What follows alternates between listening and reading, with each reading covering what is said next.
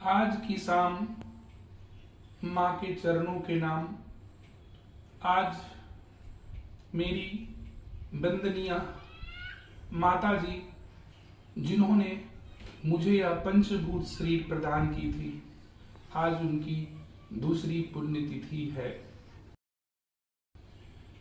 आज के दिन की पावन बेला के ब्रह्म मुहूर्त में ही मेरी माता जी जगत जननी माँ की गोद में सदा के लिए सो गई थी। पृथ्वी से भी भारी कोई शब्द है तो वह माँ होती है। वैसे बच्चे सौभाग्यशाली हैं जिनके जीवन में उनके माता पिता सास ससुर का प्रेम और भरोसा मिला हो। मैं इस कली काल में अपने को धन्य मानता हूं कि मेरी माता पिता सास ससुर मेरे ऊपर आंख मूंद कर भरोसा करते थे। आज के युग में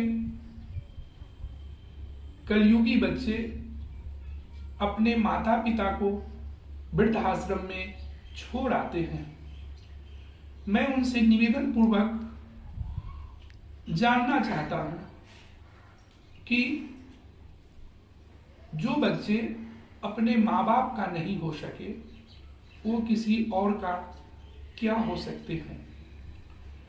कर्म लौट कर पुनः उनके सामने उपस्थित होगा। जब हम अपने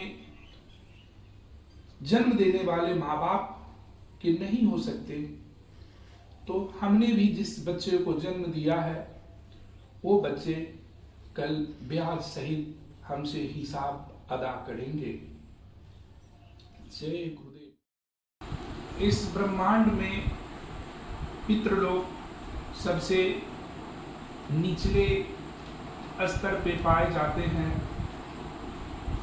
जिस परिवार में संतान की प्राप्ति नहीं हो रही हो, कलहपूर्ण स्थितियां बनी हुई रहती है,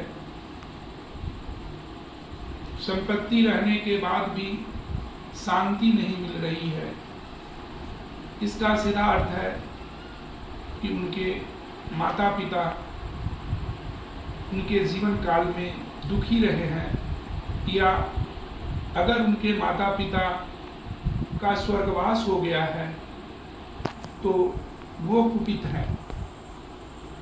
अगर जीवन में सुख शांति समृद्धि उन्नति प्राप्त करना चाहते हैं तो जब तक माता पिता शरीर धारण किए हुए हैं तब तक परिवार के सदस्यों के द्वारा मन वचन कर्म के द्वारा किसी भी ढंग की दुख आहत उन्हें ना पहुंचाए। उनके नहीं रहने के बाद पितृपक्षों में उनके लिए श्रद्धा के साथ जल अर्पित करें। जब उनकी पुण्यतिथि होती है तो उनका श्रद्धा के साथ आवाहन करें और उनका श्रद्धा के साथ उनको विदा करें।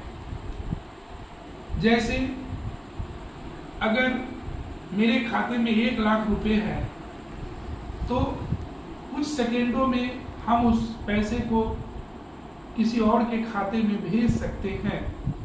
उसी प्रकार अध्यात्म के अनुसार अगर हम अपने पितरों के लिए संकल्प कर कोई भी कार्य करते हैं, कोई श्रेष्ठ चिंतन करते हैं, दीनहीन की सेवा करते हैं और ये संकल्प लेते हैं कि इसका पुण्य मेरे पितरों को प्राप्त हो, तो तत्क्षण उसका पुण्य उन पितरों के खाते में चला जाता है और जब वो प्रसन्न होते हैं तो मेरे जीवन में सुख शांति समृद्धि उन्नति प्रगति और अनुकूलता स्वतः प्राप्त होती है। जय माता दी।